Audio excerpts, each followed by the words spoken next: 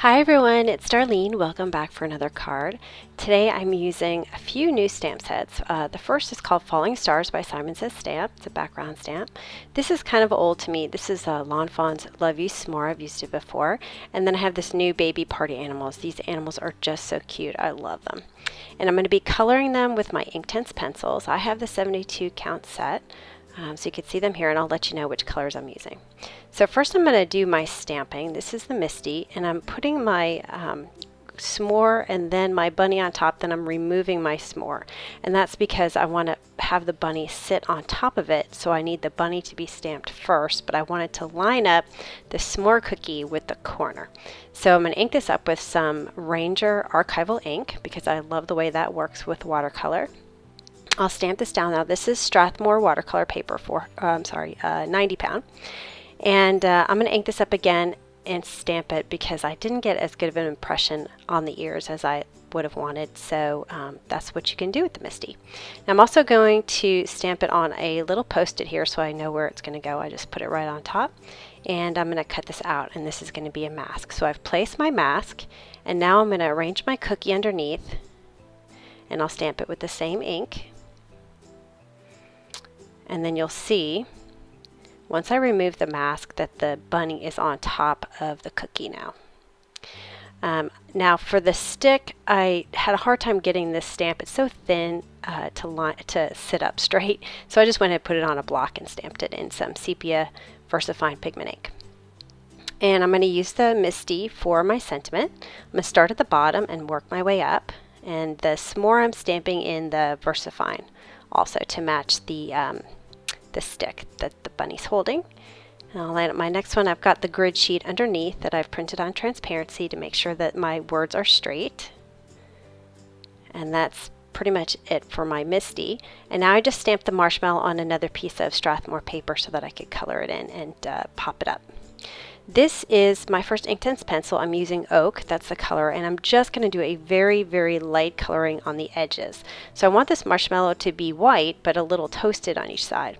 So then I'm going to take my Ranger Detailer water brush. I'm going to start in the white area. This is in real time, and once I hit the color, I'm going to stop, and I'll wipe the color off my brush and start back in the white area. So I'm going to do this on one side, then I'll flip it over and do the same thing on the other side. I'm going to be careful to make sure that the center area is still white.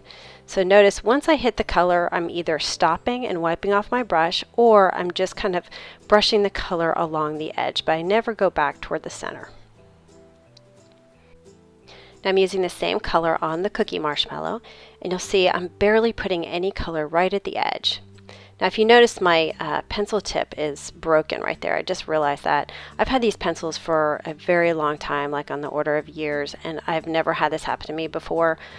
So these are really good pencils, and they sharpen really easily. I just use a pencil sharpener that I stole from my kids' art box, so you don't really need anything fancy. So I'm going in, same technique, starting in the white area, and when I hit the color, I'm going to stop. And then I'll wipe off my brush and start back over in the white area. You can always add more color, so it's better to be safe and not put too much color down. Now another thing I want to mention is that I don't wet my cardstock first when I'm putting the color down with pencil. So you see me a lot of times when I'm using distress markers, distress ink, some other watercolors, that I'll actually wet the cardstock first and then put some color on top of it, but in this case I'm not, because I want more control of my color. Now I wanted a little bit extra color here, so instead of drawing on the cardstock, which I will do, that's another technique you can, I just pulled some color directly from the pencil. I just want a little bit more shadowing under that top graham cracker. And now it's time to color my graham cracker, and this is Willow, that's the color here.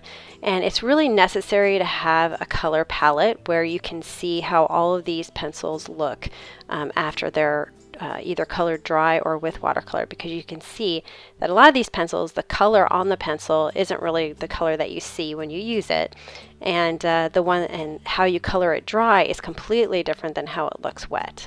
So even though it didn't look very good when I put it down dry, it looked very kind of brown and musty. This is a very vibrant kind of orangey brown that makes the graham cracker look like a graham cracker. So here's where I'm actually taking the pencil and I'll draw right in there. And then my cardstock wasn't that wet. This gets a little more difficult when your cardstock is wet because the color just really, it comes out a lot when the cardstock is wet. So I was trying to be careful, and it was a little dry there, so I went ahead and put my pencil to the paper. And I'm going to do the same thing on the bottom here, and notice I'm also leaving kind of a little bit of the cookie white, and that's so that it makes it look more dimensional. Now for the piece of chocolate, I'm using the color dark chocolate, and I'm going to make this area pretty dark. So after I put the first layer on, I decided I wanted it to really stand out. So I just took a little bit of color off my pencil, and that's where you get the most vibrant color. And I laid it down on there. Now for the bunny, again, I'm just using a very light hand on the sides and on the arms. And it's better to have a pencil that's not sharp. So I like my pencils to actually be pretty dull, because if you have a sharp pencil, it's going to potentially create a groove in your paper that'll have color in it, and it's really hard to blend that. And I want my bunny to mostly be white. I'm just creating some shadows around. So he's kind of grayish white with a little bit of shadow. And the arms are going to be a little bit darker. Now I wanted an extra shadow on that back arm, and I added that. So take a look at that right now, and I'm going to grab my pencil on his right, our left. And so here I am taking the color. You can see how it changes the perspective, and it really adds dimension to his arm when you add just that little dark area. Now I wanted his belly to be pink, but very, very light. So I'm just putting a little tiny bit because, again, these colors are really vibrant. You don't need much when you're laying it down on the cardstock.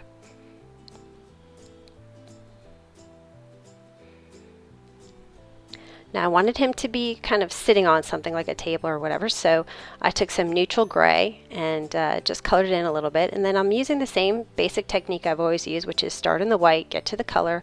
Once I get to the color, I'm stopping and wiping off my brush and starting back over in the white area.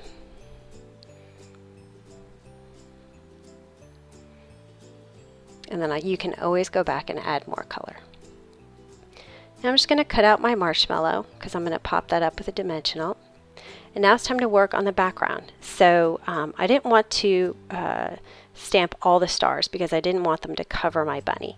So I just masked off an area of my stamp and inked up the top with Versamark, and made sure that I didn't want like half a star, so I made sure that the mask was covering full stars, if that makes sense. And sometimes when I get some extra embossing powder, I just take a brush, just a paintbrush, and I'm blowing it when I pull it off camera here. And I just kind of wipe it away and blow it off, and that seems to work. So you don't heat emboss it, it's actually just taken off the paper. And I always heat the back side, and that helps with warping, kind of unwarps the paper. Now for the background, I'm using the Ranger Wide Broad brush.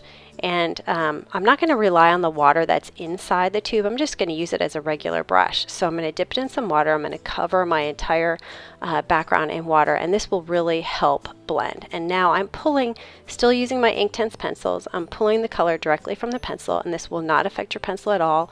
I've done this technique on this one particular pencil. It's Peacock Blue multiple times, and it's still in great condition, and I can use it dry. And I'm just going to fade it as I get further down, and you just add more water.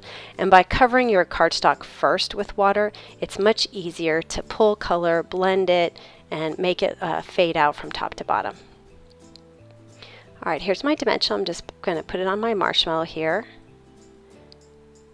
And then I decided my stick was kind of you could see the stick through the paw, and it was kind of weird. So I just took a chocolate chip marker and colored the bottom and kind of faded it up toward the top. This is Scotch foam tape, which I'm really enjoying. I got a small roll, and I'm about to buy the big roll from Amazon. It really, really helps to lay your watercolor paper flat so that it doesn't curl up at all. And that's it for the card today. So it's pretty clean and simple, and it's just, I love this bunny so much, and I know it's sort of a peep. It reminds me of a peep, and it's marshmallow, so it sort of all goes together. Anyway, so I hope you enjoyed it, and I will see you next time. Thanks for watching.